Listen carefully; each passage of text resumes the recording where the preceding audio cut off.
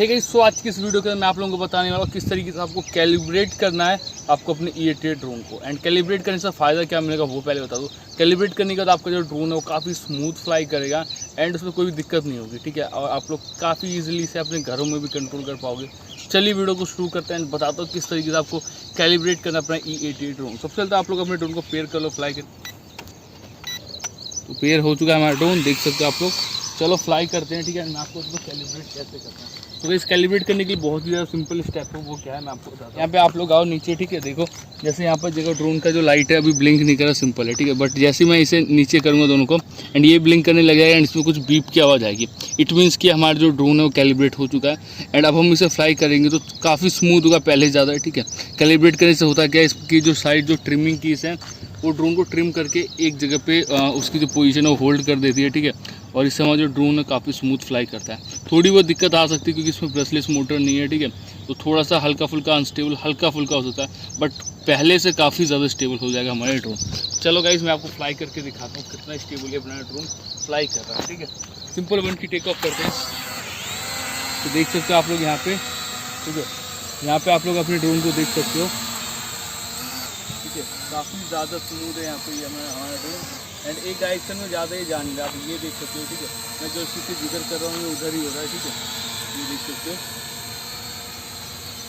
और अभी भी अगर आपको देखो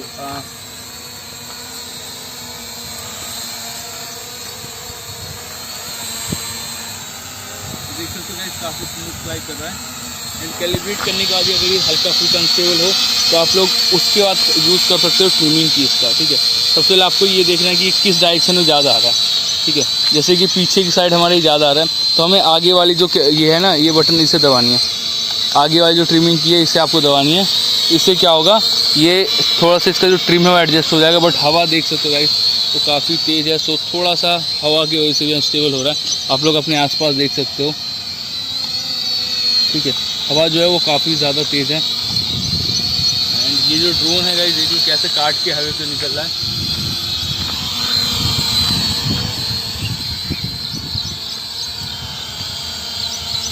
कैलिब्रेट करने से आपका जो ड्रोन है काफ़ी स्मूथ फ्लाई करता है, वो तो आपने यहाँ पर देख लिया, ठीक है।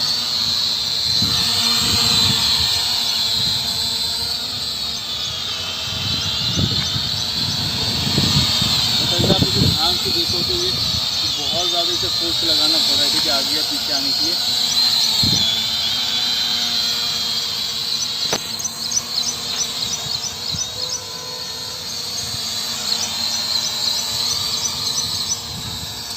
अब मैं थोड़ा सा ट्रिम करता हूँ, ठीक है। देखते हैं क्या काम करेगा ट्रिम यहाँ पे।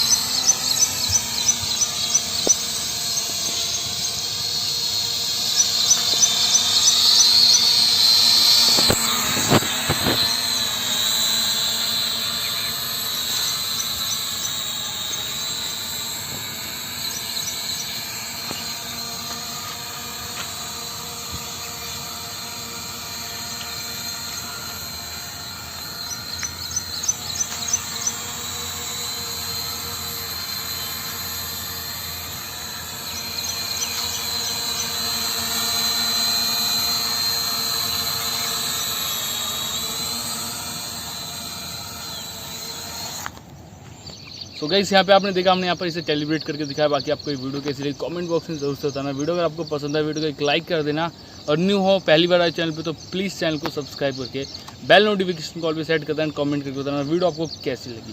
बाकी इस मिलते किसी न्यू वीडियो के साथ, तब तक के लिए जय हिंद, वंदे मातरम।